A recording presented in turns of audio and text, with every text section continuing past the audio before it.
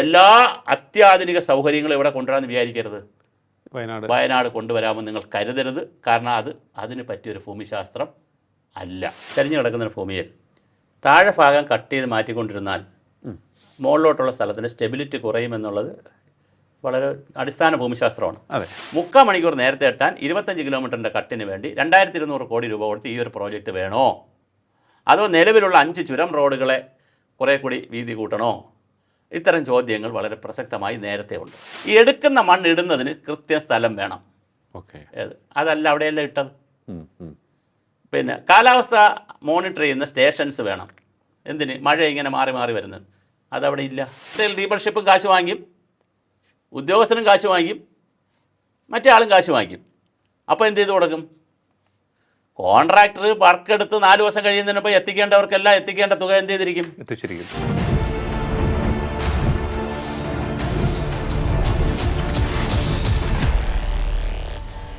നമസ്കാരം, ടോക്കിംഗ് പോയിന്റിലേക്ക് സ്വാഗതം. വയനാട് കള്ളാടിയിലുണ്ടായ മണ്ണിടിച്ചിൽ അത് ഒട്ടേറെ ചോദ്യങ്ങൾ ഉയർത്തുന്നുണ്ട്. നമ്മുടെ തുരങ്കപാത ശരിയായ രീതിയിലാണോ നിർമ്മിക്കുന്നത്? അതുമായി ബന്ധപ്പെട്ട് ലഭിച്ചിട്ടുള്ള പാരിസ്ഥിതിക അനുമതി എത്രത്തോളം നിയമവിധേയമാണ് അല്ലെങ്കിൽ വിശ്വസിക്കാവുന്നതാണ്? അതുമായി ബന്ധപ്പെട്ട് മുന്നോട്ട് വെച്ചിട്ടുള്ള കണ്ടീഷൻസ് അതിൻ്റെ നിർമ്മാതാക്കൾ പാലിക്കുന്നുണ്ടോ എന്നുള്ളത്. പ്രൊഫഷണലായി ആണോ ഈ തുരങ്കപാത മുന്നോട്ട് പോകുന്നത്? ഇനി ഏതെങ്കിലും വിധത്തിലുള്ള ദുരന്തം നമ്മെ കാത്തിരിക്കുന്നുണ്ടോ?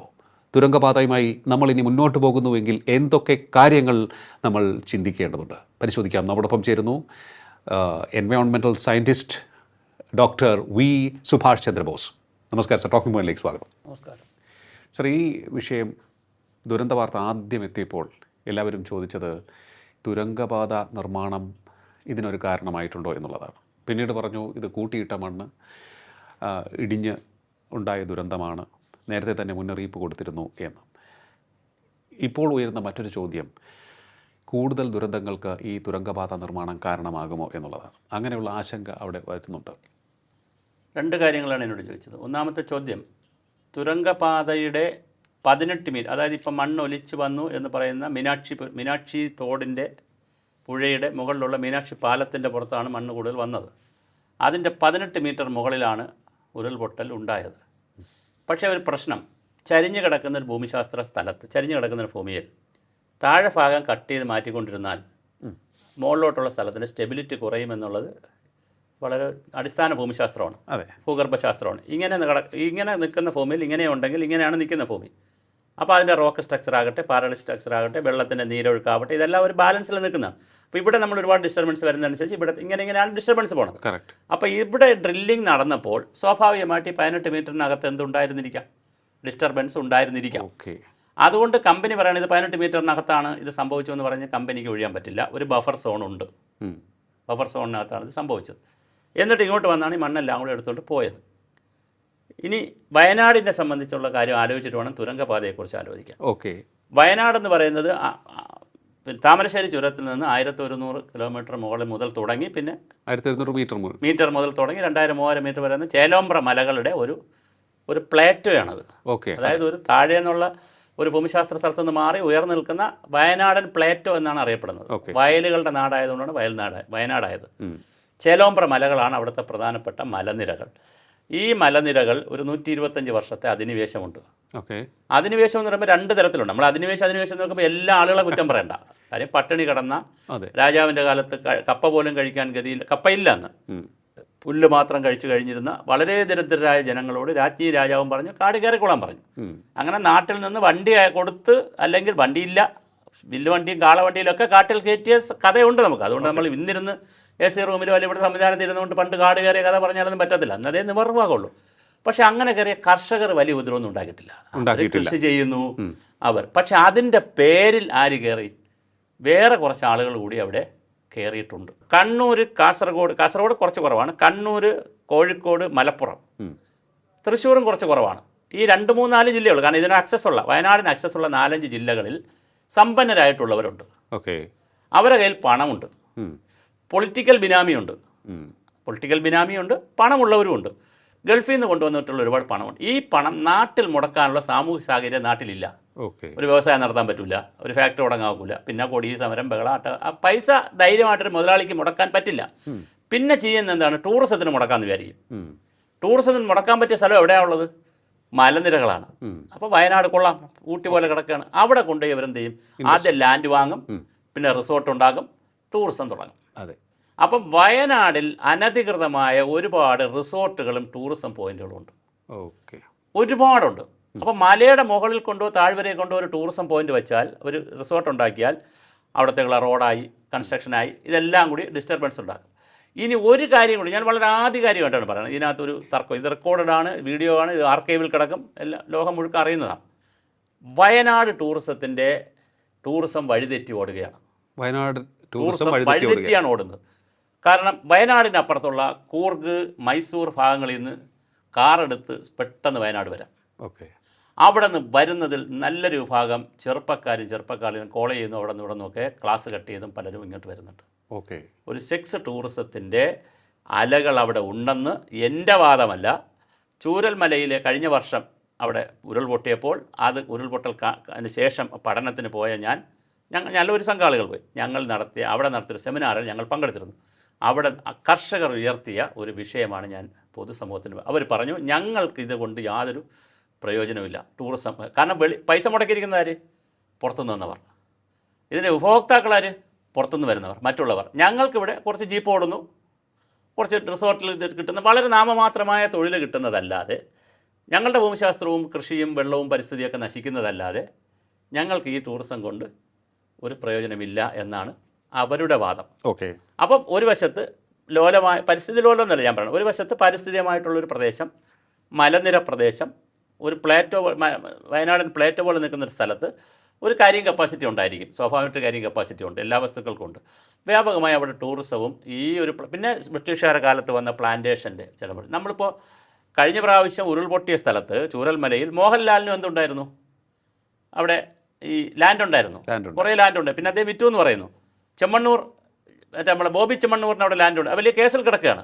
അപ്പം ഒരുപാട് മുതലാളിമാർ പോയി ഇങ്ങനെ ലാൻഡ് വാങ്ങും. വേറെ ഒന്നും കൊണ്ടുമല്ല, അവരെ കുറ്റം പറയുന്നതിനാ, പൈസ വേറെ എന്ത് ചെയ്യാനാ? അവർ നാട്ടിൽ ഇൻവെസ്റ്റ് ചെയ്യാൻ പ്രോസസ് ഇല്ല. അപ്പോൾ അതും കൂടി അഡ്രസ്സ് ചെയ്തുകൊണ്ട് നമുക്ക് ഇതൊക്കെ അഡ്രസ്സ് ചെയ്യാൻ പറ്റുള്ളൂ.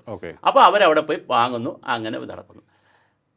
നമ്മൾ മനസ്സിലാക്കണം, 2016 വയനാട് വറ്റിപ്പോയ സ്ഥലമാണ്. എങ്ങനെ? വരൾച്ചയിൽ അങ്ങ് അറ്റം പോയ സ്ഥലമാണ്. കബനി നദിയൊക്കെ വറ്റി വരണ്ട് ഒരു തുള്ളി വെള്ളമില്ലാതിരുന്ന സ്ഥലമാണ്. അവിടെയാണ് ഇപ്പോൾ എന്ത് സംഭവിച്ചിരിക്കുന്നത്? ഈ ചെറിയ മഴ, ഇപ്പോൾ 213 മില്ലിമീറ്ററേ മഴ പെയ്തുള്ളൂ. എല്ലാവരും പറയുമ്പോൾ വലിയ മഴയല്ല. അവിടെ 400 മില്ലിമീറ്ററിന് മുകളിൽ വരുന്നതാണ് വലിയ മഴ. മറ്റേ ചെറിയ മഴയാണ് അവരെ സംബന്ധിച്ച്. നമ്മളെ സംബന്ധിച്ചാണ് 213 വലിയ മഴയാണ്. അപ്പോൾ ചെറിയ മഴയാണ് അവിടെ വന്നിരിക്കുന്നത്. ഈ മഴയുള്ള സ്ഥലത്ത്, മഴയുള്ള ഭൂമിശാസ്ത്രത്തിൽ, ഈ മലനിരകളുള്ള ഭൂമിശാസ്ത്രത്തിൽ ഒരു ടണൽ വരുമ്പോൾ അതിന് എടുക്കേണ്ടുന്ന ഒരുപാട് പ്രിക്കോഷൻ ഉണ്ട്. ഇത് എടുത്തില്ല എന്ന് മാത്രമല്ല, അങ്ങനെ എടുക്കണമെന്ന് പറഞ്ഞുള്ള കേസും സുപ്രീം കോടതി വരെ കേസ് പോയി. ബാദുഷാ എന്ന് പറയുന്ന വയനാട് സംരക്ഷണ സമിതിയുടെ വളരെ സീനിയറാണ് പുള്ളിക്കാരൻ, നല്ല പ്രായമുണ്ട്. അദ്ദേഹം സുപ്രീം കോടതി വരെ കേസിന് പോയി. അപ്പോൾ സുപ്രീം കോടതി പറഞ്ഞു അനുവദിക്കരുത്. അപ്പോൾ സുപ്രീം കോടതി പറഞ്ഞത് ലൈഫ് ലൈൻ ഓഫ് ഇന്ത്യയാണ്, അതൊരു ടണലല്ലേ. സുപ്രീം കോടതിയിൽ ഇരിക്കുന്ന ഒരു ജഡ്ജിനെ, ഞാൻ LLB കഴിഞ്ഞ ആളാണ്, ഇങ്ങനെയൊക്കെ ആണെങ്കിൽ LLB കഴിഞ്ഞ ആളാണ്. നമ്മുടെ മുന്നിൽ വരുന്നൊരു കേസിൻ്റെ മെരിറ്റും ഡീമെരിറ്റും നമ്മൾ നോക്കുകയുള്ളൂ. അല്ലാതെ നമ്മൾ ആ ഫീൽഡിൽ പോയി എൻവയോൺമെൻറ്റൽ കൺസേൺ വല്ലതും നോക്കുന്നുണ്ട്? ഒരു കൺസേണും ഇല്ല നമുക്ക്. അപ്പോൾ ലൈഫ് ലൈൻ ഓഫ് ഇന്ത്യ എന്നാണ് പറഞ്ഞത്, അതും ഉണ്ടാക്കി. അപ്പോൾ അതൊക്കെ ഉണ്ട്. അപ്പോൾ തുരങ്കപാതയെ കൊടുത്തു. കുറേ ചോദ്യങ്ങളുണ്ടായിരുന്നു ആ തുരങ്കപാത വരുന്ന സമയത്ത് തന്നെ. ഒന്നാമത് 20 മിനിറ്റാണ് ലാഭം, അല്ല 20 കിലോമീറ്ററാണ് ലാഭം. അതെ, 45 കിലോമീറ്ററുള്ള ദൂരത്തിൽ 25 കിലോമീറ്റർ കട്ട് ചെയ്യാൻ പറ്റും. ഇത് ദുരന്തം വന്നു. അപ്പോൾ 20 കിലോമീറ്ററാണ് ലാഭം. തിരുവനന്തപുരത്ത് നിന്ന് ഇപ്പോൾ കേരളയിൽ തന്നെ ഉപേക്ഷിച്ച പദ്ധതി പോലും ഞാൻ പറയുകയാണ്, വന്നിരുന്നെങ്കിൽ 12 മണിക്കൂർ കൊണ്ട് എത്താവുന്നൊരു സ്ഥലത്ത് 4 മണിക്കൂർ കൊണ്ട് എത്താം. ദാറ്റ്സ് എ അട്രാക്റ്റീവ് പ്രോജക്റ്റാണ്. ഇപ്പോൾ ഈ ശ്രീധരൻ പറയുന്ന പ്രോജക്റ്റും സാർ പറയുന്ന പ്രോജക്റ്റ് അട്രാക്റ്റീവാണ്. കാരണം 2 മണിക്കൂർ കൊണ്ട് എത്താമല്ലോ. ബുള്ളറ്റ് ട്രെയിൻ, ഹൈഡ്രജൻ ട്രെയിൻ വന്നാൽ നമുക്ക് വേഗത്തിലെത്താം. ഇതങ്ങനെയല്ല.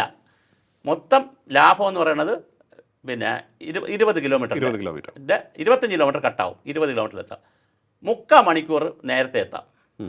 നമ്മൾ ആലോചിച്ച് നോക്ക്, 3/4 മണിക്കൂർ നേരത്തെ എത്താൻ 25 കിലോമീറ്ററിൻ്റെ കട്ടിന് വേണ്ടി 2200 കോടി രൂപ കൊടുത്ത് ഈ ഒരു പ്രോജക്റ്റ് വേണോ? അതോ നിലവിലുള്ള 5 ചുരം റോഡുകളെ കുറേ കൂടി വീതി കൂട്ടണോ? ഇത്തരം ചോദ്യങ്ങൾ വളരെ പ്രസക്തമായി നേരത്തെ ഉണ്ട്. പിന്നെ വയനാടുള്ള ആളുകൾക്ക് കോഴിക്കോട് മെഡിക്കൽ കോളേജിൽ പോകണ്ടേ എന്നായിരുന്നു വേറൊരു സംശയം. വയനാട് നല്ലൊരു മെഡിക്കൽ കോളേജ് വെച്ചാൽ പോരെ, അതിലെ അടുത്ത് പോയി ചികിത്സിക്കാൻ നല്ലതല്ലേ? വയനാടുള്ള നല്ല ഹോസ്പിറ്റലിൽ മെച്ചപ്പെടുത്തിയാൽ പോരെ. അപ്പോൾ വയനാടുള്ള ആളുകൾ അവിടെ നിന്ന് ചുരമെല്ലാം ഇറങ്ങി അല്ലെങ്കിൽ ഗുഹ വഴി കയറി കോഴിക്കോട് വന്ന് ചികിത്സിക്കണമെന്ന് പറയുന്നതിനകത്ത് ഒരു ന്യായമില്ലല്ലോ. അപ്പം ലോജിക്കില്ലാത്ത ഒരുപാട് കാര്യങ്ങൾ അന്നുണ്ടായിരുന്നു. അല്ല സാർ, ഈ വയനാട് ചുരം വളരെ വലിയ രീതിയിലുള്ള ബ്ലോക്ക് ഉണ്ട് അനുഭവപ്പെടുന്ന ചുരം. ഞാനും 6-7 മണിക്കൂർ ഇത്രയും പ്രാവശ്യം വയനാട് ഈ പഠനത്തിലൊക്കെ പോയി 6-7 മണിക്കൂർ ചുരം. ഞാനത് പറഞ്ഞു, അവിടുത്തെ ഈ ചുരത്തിൻ്റെ ബ്ലോക്ക് മാറ്റാൻ 4-5 റോഡുകൾ അവിടെ ഉണ്ട്. ഈ പാരലൽ മെക്കാനിസം ഒന്നും അവർ ചിന്തിച്ചില്ല. 25 കിലോമീറ്റർ ലാഭിക്കാം, 20 കിലോമീറ്റർ ദൂരം കൊണ്ട് എത്താൻ സാധിക്കും, സഞ്ചരിച്ചുകൊണ്ട് എത്താൻ സാധിക്കും. അതിന് ഒന്ന് പാരിസ്ഥിതിക അനുമതി ലഭിച്ചിട്ടുണ്ട്, ഉണ്ട്. പാരിസ്ഥിതിക ആഘാത പഠനം നടത്തുന്നുണ്ട്, സാമൂഹിക ആഘാത പഠനം നടത്തിയിട്ടുണ്ട്. അതിനുശേഷമാണല്ലോ ഇത് നിർമ്മാണം തുടങ്ങിയത് എന്നുള്ളതാണ് ഒരു പ്രധാനപ്പെട്ട ചോദ്യം. അതെ, പക്ഷേ പാരിസ്ഥിതിക ആഘാതത്തിൽ 60 പോയിന്റ് അവർ പറഞ്ഞിട്ടുണ്ട്. 60 പോയിന്റ് ഈ ഇതിൽ ഒന്നാമത്തെ പോയിന്റ് എന്താണ്? നമ്മളെല്ലാം ഡോക്യുമെൻ്റ് ഉണ്ട്, പബ്ലിക്കൽ ഡോക്യുമെൻ്റ് ഉണ്ട്, ഡൊമൈനിലുള്ളതാണ്. ഒന്നാമത്തെ പോയിന്റ്, അതീവ പരിസ്ഥിതി ദുർബല മേഖലയാണ് ഈ പാത കടന്നു പോകുന്നത്. ഓക്കെ, ഒന്നാമത്തെ പോയിന്റ് എന്ന് പറഞ്ഞാൽ രോഗി ഇൻറ്റൻസീവ് കെയറിലാണ്. ഓക്കെ, മെഡിക്കൽ കോളേജിൽ ഇൻറ്റൻസീവ് കെയറിലാണ്. പിന്നെ ഫുഡ് കൊടുക്കുന്നതും മെഡിസിൻ കൊടുക്കുന്നതും എല്ലാം സൂക്ഷിച്ച് വേണം രോഗിക്ക്. നോർമൽ വാർഡിലല്ല രോഗി കിടക്കുന്നത്, ഓക്കെ, വീട്ടിലെ റെസ്റ്റിലും അല്ല, ഗുളിക കഴിച്ച് കിടക്കുകയല്ല, ഇൻറ്റൻസീവ് കെയറിലാണ് കിടക്കുന്നതെന്ന് പറയുമ്പോഴാണ് അങ്ങനെ ഒരു സ്ഥലത്താണ് പണിയുന്നത്. അതുകൊണ്ട് താഴെ പറയുന്ന കാര്യങ്ങളൊക്കെ ചെയ്യണം. ഓക്കെ, ഇതാണ് പറഞ്ഞിരിക്കുന്നത്. ഒരു കാര്യവും ചെയ്തിട്ടില്ല. അപ്പോൾ സാർ, ഈ പാരിസ്ഥിതിക അനുമതി നൽകുന്നത് കണ്ടീഷണലായിട്ടാണ്. കണ്ടീഷണലാണ്. അപ്പോൾ പക്ഷേ വേറൊന്ന് ആദ്യം തന്നെ പറയുന്നു ഇൻറ്റൻസീവ് കെയർ യൂണിറ്റിലാണ്, അതീവ പരിസ്ഥിതി ലോല പ്രദേശമാണ്. അപ്പോൾ എങ്ങനെ പരിസ്ഥിതിക അനുമതി നൽകി എന്നുള്ളത് പറയും. ഈ കണ്ടീഷൻസ് എല്ലാം നിങ്ങൾ പാലിച്ചാൽ. ഓക്കെ, ഇപ്പോൾ വീട്ടിൽ കിടക്കുന്ന മെഡിക്കൽ കോളേജിൽ നിന്നൊരു പേഷ്യൻറ്റ് സീരിയസ് ആയി. ഞാൻ വേറെ ക്ലാസിക്കൽ എക്സാമ്പിൾ പറയാം. എൻ്റെ ചേട്ടനെ മരിച്ചു പോയ അദ്ദേഹം തിരുവനന്തപുരത്തൊരു ഹോസ്പിറ്റലിൽ അഡ്മിറ്റ് ചെയ്തു. പെട്ടെന്ന് അസുഖം വന്നു. ഞങ്ങൾക്ക് വേറെ ഹോസ്പിറ്റലിലേക്ക്, ഞങ്ങൾക്ക് കുറച്ചുകൂടി ബന്ധമുള്ളൊരു ഹോസ്പിറ്റലിലേക്ക് കൊണ്ടുപോകണം. രണ്ടും തിരുവനന്തപുരത്തെ സ്വകാര്യ ഹോസ്പിറ്റലാണ്. ഡോക്ടർ പറഞ്ഞ് കൊണ്ടുപോകാം, വിത്ത് യുവർ ഓൺ റിസ്ക് നിങ്ങൾ കൊണ്ടുപോകാം. അപ്പം ഇൻറ്റൻസീവ് കെയർ പോലത്തെ സംവിധാനമുള്ള ആംബുലൻസ് കൊണ്ടുവന്നാണ് കൊണ്ടുപോയത്. അല്ലേ മരിച്ചു പോവും. ഓക്സിജൻ മാസ്ക് മാറ്റാൻ ആൾ മരിച്ചു പോവും. എന്നിട്ട് അപ്പുറത്തോണ്ട് ചികിത്സിച്ച് മരിച്ചാൽ ഞാൻ പറഞ്ഞ പ്രായമായതുകൊണ്ട് ഞാൻ പറഞ്ഞത്, ഈ ഇത്രയും ഇൻറ്റൻസീവ് കെയറിൽ കിടക്കുന്ന പോലത്തെ ഒരു ഭൂമിശാസ്ത്ര പ്രദേശത്ത്, അതിലോലമായെന്ന് അവർ തന്നെ എഴുതി വെച്ച പ്രദേശത്ത് താഴേക്ക് കുറേ കാര്യങ്ങൾ അവർ പറഞ്ഞിരുന്നു. ഈ പറഞ്ഞ കാര്യങ്ങളൊന്നും എന്ത് ചെയ്തിട്ടില്ല, പാലിച്ചിട്ടില്ല. കാരണം അവിടെ ഇപ്പം ഞാൻ കുഞ്ഞു ഉദാഹരണം പറയാം. നമ്മൾ വലിയ ആഗോള പരിസ്ഥിതി ഒന്നും ചിന്തിക്കണ്ട. ഈ എടുക്കുന്ന മണ്ണ് ഇടുന്നതിന് കൃത്യം സ്ഥലം വേണം. അതല്ല അവിടെയെല്ലാം ഇട്ടത്. പിന്നെ കാലാവസ്ഥ മോണിറ്റർ ചെയ്യുന്ന സ്റ്റേഷൻസ് വേണം. എന്തിന്? മഴ ഇങ്ങനെ മാറി മാറി വരുന്നത്, അതവിടെ ഇല്ല. ഇങ്ങനെ ഓരോ കൊച്ചു കാര്യങ്ങളെടുത്ത വാഹനം കഴിവണ കാര്യം അത് അവർ പറഞ്ഞിട്ടുണ്ട്. എനിക്ക് ബ്ലാസ്റ്റ് ചെയ്യുന്നതിനും കണ്ടീഷൻസ് ഉണ്ട്, എല്ലാത്തിനും കണ്ടീഷനുണ്ട്. ഈ കണ്ടീഷൻ ഒന്നും പാലിച്ചില്ല എന്ന് മാത്രമല്ല, ആ കണ്ടീഷൻ പാലിക്കാത്ത പോട്ടെ, അത് ഒരു വശത്ത് നിൽക്കട്ടെ. മഴയെ നമ്മൾ എപ്പോഴെങ്കിലും കുറ്റം പറയുന്നതിനകത്ത് എനിക്ക് വലിയ അഭിപ്രായ വ്യത്യാസമുണ്ട്. എന്തിനാണ് മഴയെ കുറ്റം പറയുന്നത്? കാരണം എന്തറിയാമോ? തുടർച്ചയായി മഴയല്ല, തുടർച്ചയായി ഒരു 24 മണിക്കൂർ മഴയുള്ളൊരു ദിവസമുണ്ടോ? ഇടയ്ക്ക് ഗ്യാപ്പുണ്ട്. അപ്പം നമുക്ക് ആവശ്യമായ പ്രിക്കോഷൻ എടുക്കാനുള്ള സമയം ആര് തരയാണ്? പ്രകൃതി തരുന്നു. 1. 2, തുടർച്ചയായി മഴ പെയ്താൽ ശാസ്ത്ര സാങ്കേതിക വിദ്യ ഉപയോഗിച്ച് നമുക്ക് മെഷർ ചെയ്യാം. എവിടെ അപകടം വരും, അവിടെ കഴിഞ്ഞ വർഷം പൊങ്ങിയത് എവിടെയാണ്, അതിൻ്റെ പൊങ്ങിയ വർഷം, ഇത് നമുക്ക് ടൈം കിട്ടുകയാണ്.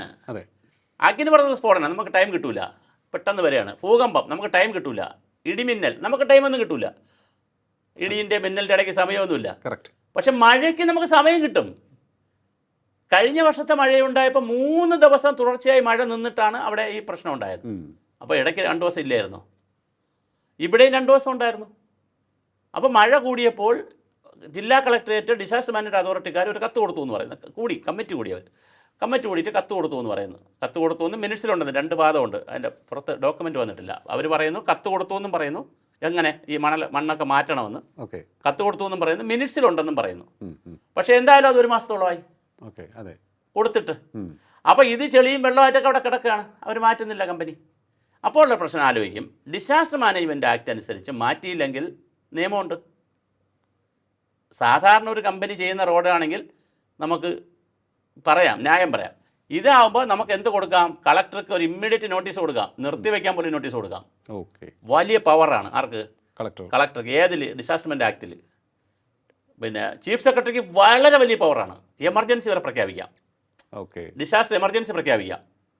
Thiruvananthapuram flood operation Anantha, Oommen Chandy sir മുഖ്യമന്ത്രിയായിരുന്നപ്പോൾ ജിജി തോമസനായിരുന്നു കളക്ടർ, പിന്നെ ചീഫ് സെക്രട്ടറി. ജില്ലാ കളക്ടർ ബിജു പ്രഭാകരൻ. ഞാനും അതിനകത്ത് കുറേ പഠനങ്ങളൊക്കെ നടത്തി കൊടുത്ത ആളാണ്. തിരുവനന്തപുരം കോർപ്പറേഷന് വേണ്ടി, കോർപ്പറേഷനല്ല ഗവൺമെൻറ്റിന് വേണ്ടി. അന്ന് ഡിസാസ്റ്റർ ആക്റ്റാണ് ഉപയോഗിച്ചത്. ഓക്കെ ഒരാളിനും കയറി എന്ത് ചെയ്യാക്കൂല, ചുരണ്ടാക്കൂല, ഓക്കെ കോടതിക്കൊന്നും ചെയ്യാക്കൂല ഡിസാസ്റ്റർ ആക്ട് ഉപയോഗിച്ചാൽ. അപ്പോൾ ഡിസാസ്റ്റർ ആക്ട് ഉപയോഗിച്ച് അവർ കത്ത് കൊടുത്തിട്ടില്ല. അപ്പോൾ ഇവരെ ഭാഗത്ത് വിചാരിച്ച എന്താണ്, മഴയൊന്നും വന്നാൽ അങ്ങനെ ആരും പർപ്പസ് ആയിരിക്കില്ല.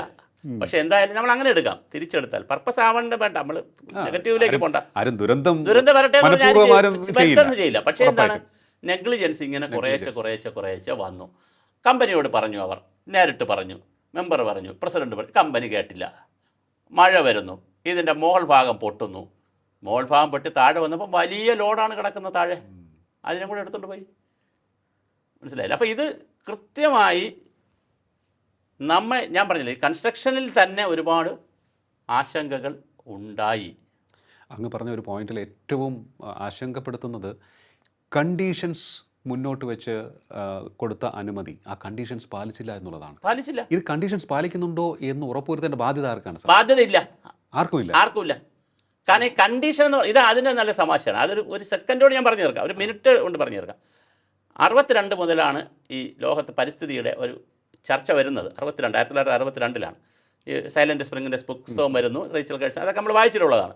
72 ആദ്യമായിട്ട് അമേരിക്ക ഇങ്ങനെ ഒരു സംവിധാനമൊക്കെ വേണമെന്ന് പറഞ്ഞത്, ഈ എൻവയോൺമെൻറ്റ് ഇമ്പാക്റ്റ് അസസ്മെൻ്റ് ഒക്കെ. 92 വേൾഡ് ബാങ്ക് പറഞ്ഞു എല്ലാ പദ്ധതിക്കും ഇത് വേണമെന്ന് പറഞ്ഞു. അങ്ങനെ ഇതൊരു ഡോക്യുമെൻ്റ് പോലെ തയ്യാറായിക്കൊണ്ടത്. പക്ഷേ ജയറാം രമേശ് വന്ന് പറഞ്ഞു ഈ പണിയൊന്നും നടക്കത്തില്ല, ഇന്ത്യയിൽ പറഞ്ഞു ഈ പണിയൊന്നും നടക്കത്തില്ല, ഇത് സ്ട്രിക്റ്റായിട്ട് ചെയ്യണം. ജയറാം രമേശാണ് ഇതിന് വളരെ കൃത്യമായൊരു തമ്പ് റൂൾ ഉണ്ടാക്കിയത്. അങ്ങനെ കൃത്യമായി ചെയ്യണമെന്ന് പറഞ്ഞു, EIA ചെയ്യണമെന്ന് പറഞ്ഞു, പിന്നെ പിന്നെ സോഷ്യൽ ഇമ്പാക്റ്റ് അസസ്മെൻറ്റ് ചെയ്യണമെന്ന് പറഞ്ഞു. ഇത് വൺ ടൈം ക്ലിയറൻസിന് വേണ്ടിയുള്ള ഡോക്യുമെൻ്റാണ്. എന്ന് പറഞ്ഞാൽ പ്രോജക്റ്റ് പ്രപ്പോസൽ കൊടുക്കുമ്പോൾ ആ പ്രപ്പോസലിന് അനുഗുണമായി environment impact assessment social impact സ്റ്റഡിയും കൂടെ നടത്തി അനുമതി അങ്ങോട്ട് കൊടുത്തു കഴിഞ്ഞാൽ ആ ഡോക്യുമെൻ്റ് എവിടെ പോകും? പിന്നെ അലമാരയിൽ പോകും. ആ ഡോക്യുമെൻ്റ് പിന്നെ ആരും എന്ത് ചെയ്യുന്നില്ല, കാണുന്നില്ല. വെബ്സൈറ്റിലൊക്കെ ഇടും, പക്ഷേ 4 ദിവസം കഴിയുമ്പോൾ വെബ്സൈറ്റിൽ നിന്ന് പോകും. പിന്നെ ഇംഗ്ലീഷിലാണ് ആ ഡോക്യുമെൻറ്റ്. ഓക്കെ, ഇപ്പോൾ വിഴിഞ്ഞം പദ്ധതി 1200 പേജാണ് ഒരു ഡോക്യുമെൻറ്റ്. ഇപ്പോൾ 1200 പേജുള്ള ഡോക്യുമെൻറ്റിനകത്ത് എവിടെ റെക്കമെൻഡേഷൻ കിടന്ന് ആരാണ് എടുത്തെടുത്ത് നോക്കി റെക്കമെൻഡേഷൻ നടത്തുന്നത്?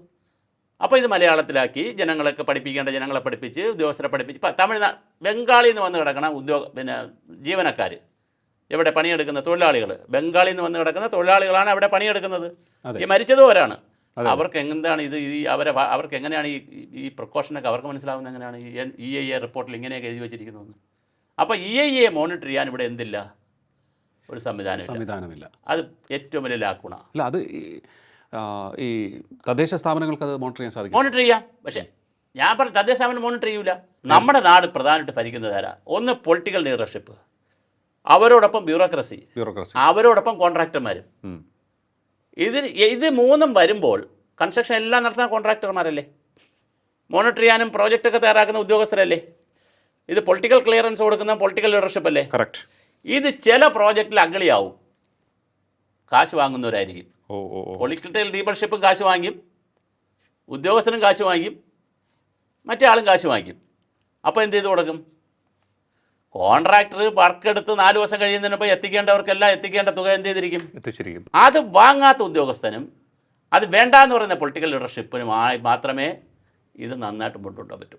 ഞാനൊരു ഉദാഹരണം പറഞ്ഞ് ആ ഭാഗം അവസാനിപ്പിക്കാം. നെതർലാൻഡ്സിൽ നിന്നൊരു ടീം, ഞാൻ വേൾഡ് ബാങ്കിൻ്റെ പ്രൊജക്റ്റൊക്കെ നോക്കിയ ഓഫീസറാണ്, റെയിൻ വാട്ടറും ഒക്കെ അവരുടെ ഫണ്ടൊക്കെ ഉണ്ടായിരുന്നു. അപ്പോൾ നെതർലാൻഡ്സിൽ നിന്നൊരു സായിപ്പ് ചെറുപ്പക്കാരൻ വന്ന് ഓഫീസിൽ പ്രോജക്റ്റ് ചെയ്യാൻ വന്നു.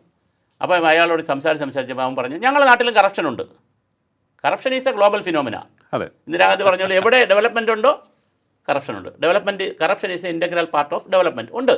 പക്ഷെ അവർ 1000 കോടി രൂപയുടെ ഒരു പദ്ധതി വരികയാണെങ്കിൽ 1200 കോടി രൂപയ്ക്ക് പദ്ധതി എഴുതും. 200 കോടി രൂപ കറപ്ഷൻ പൈസയാണ്. നേരത്തെ തീരുമാനിക്കും, മിസലേനിയസ് എന്ന് പറഞ്ഞ് എഴുതിയിടും. നമ്മൾ 1000 കോടി രൂപയുടെ പദ്ധതി ഉണ്ടാക്കിയാൽ അത് 800 കോടി രൂപയുടെ ഏറ്റവും ലോവസ്റ്റ് കൊട്ടേഷനാണ് കൊടുക്കും. അപ്പോൾ 1000 കോടിയാണ് പദ്ധതി എസ്റ്റിമേറ്റ്, 800 കോടിക്കാരന് കൊടുത്തു. 800 കോടിക്കാരൻ എടുത്ത് അവനെ എല്ലാം ക്ലിയർ ചെയ്ത് വന്നിട്ട് അവൻ്റെ കയ്യിൽ ഒരു 500 കോടിയെ ഇതിനു വേണ്ടി ചിലവാക്കാൻ അവൻ്റെ കാണുള്ളൂ. അത് അവൻ പിന്നെ അവൻ്റെ ലാഭവും വേണം. ഓക്കെ, അപ്പോൾ അവൻ 400 കോടിക്ക് പണി തീർക്കണം. അപ്പം നമ്മൾ ഇനി എന്ത് ചെയ്യണം?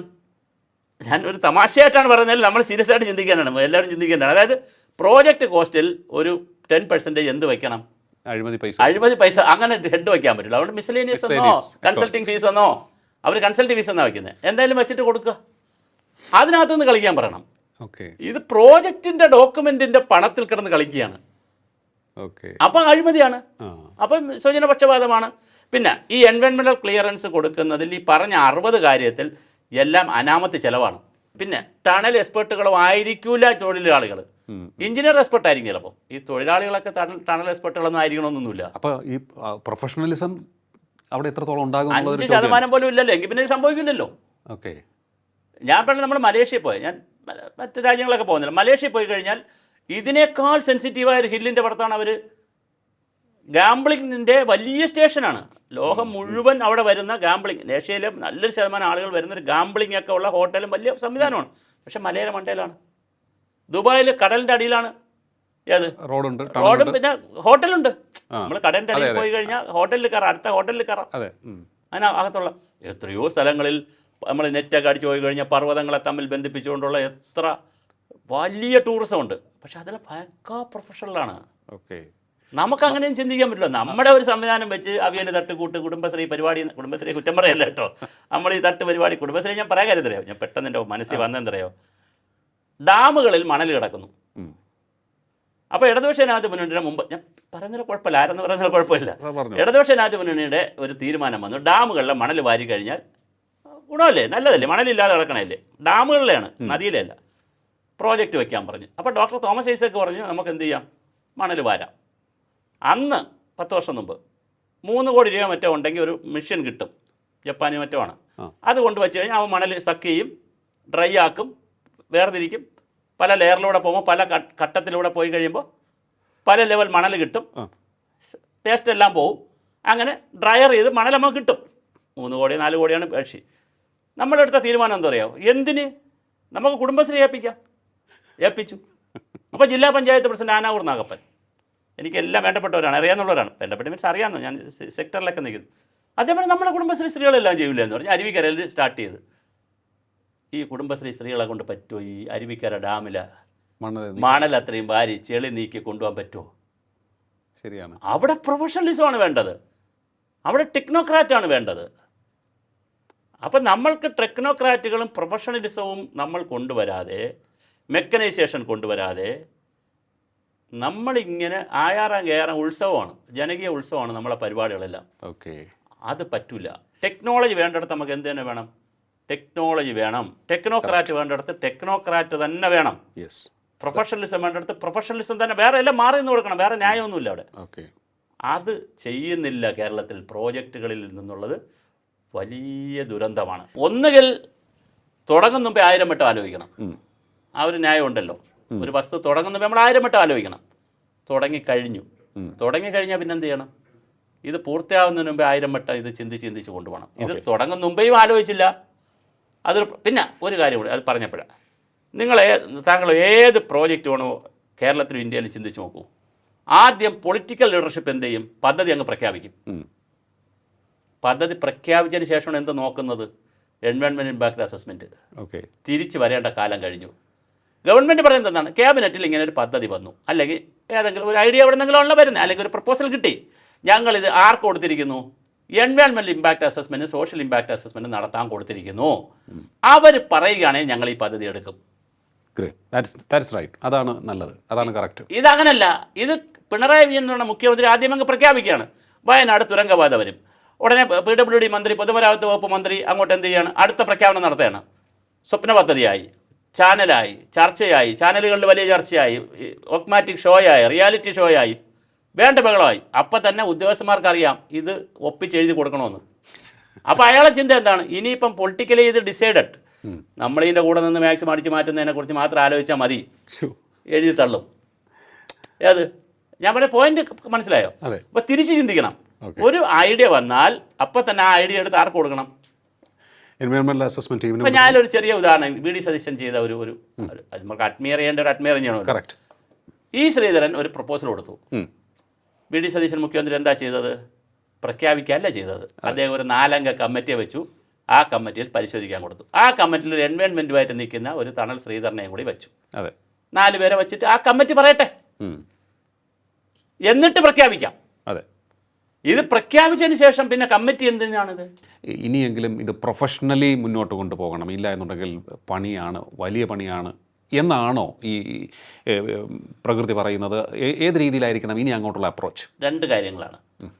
ഒരു പൈസയും കൈക്കൂലി വാങ്ങാതെ സമയബന്ധിതമായി പണി ചെയ്യുന്ന ഏറ്റവും പ്രൊഫഷണൽ മാനായിരുന്നു ഇ ശ്രീധരൻ. പക്ഷെ അദ്ദേഹം പോലും കൊങ്കൺ റെയിൽവേ പണിതപ്പോൾ എത്രയോ അപകടങ്ങളും എത്രയോ മരണങ്ങളും എത്രയോ മണ്ണിടിച്ചിലും കണ്ടു നമ്മൾ. പ്രൊഫഷണലായിട്ട് ചെയ്തിട്ടും. അപ്പോൾ പിന്നെ അമച്വറായിട്ട് ചെയ്താൽ പിന്നെ പറയേണ്ട കാര്യമില്ല. അപ്പോൾ അതുകൊണ്ട് ഇനി ഓരോ ഇപ്പം അടിയന്തരമായിട്ട് ചെയ്യേണ്ടത് അങ്ങനെ നമുക്ക് ചിന്തിക്കാം. മുഖ്യമന്ത്രി പറഞ്ഞ പോയിന്റ് കറക്റ്റാണ്. അടിയന്തരമായി ആ EIA റിപ്പോർട്ട് എടുക്കണം. ആ EIA റിപ്പോർട്ടിനെ കുറിച്ച് കുറേ ആക്ഷേപമുണ്ട്. കുറച്ച് ആളുകൾ കൂടി പങ്കെടുത്തില്ല എന്നുള്ള ആക്ഷേപമാണ്. ചെയ്തവർ കുഴപ്പമാണെന്നുള്ള ആക്ഷേപമല്ല. മൾട്ടി ഡിസിപ്ലിനറി ആയിട്ട് പലരും അതിനകത്ത് വന്നിട്ടില്ല എന്ന് പറയുന്നു. എങ്കിൽ അവരെ കൂടി ഉൾപ്പെടുത്തി EIA റിപ്പോർട്ട് ഒന്നുകൂടി റീവിസിറ്റ് ചെയ്യണം. എളുപ്പമുള്ള കാര്യമാണ്. റിപ്പോർട്ടല്ലേ, റീവിസിറ്റ് ചെയ്യണം.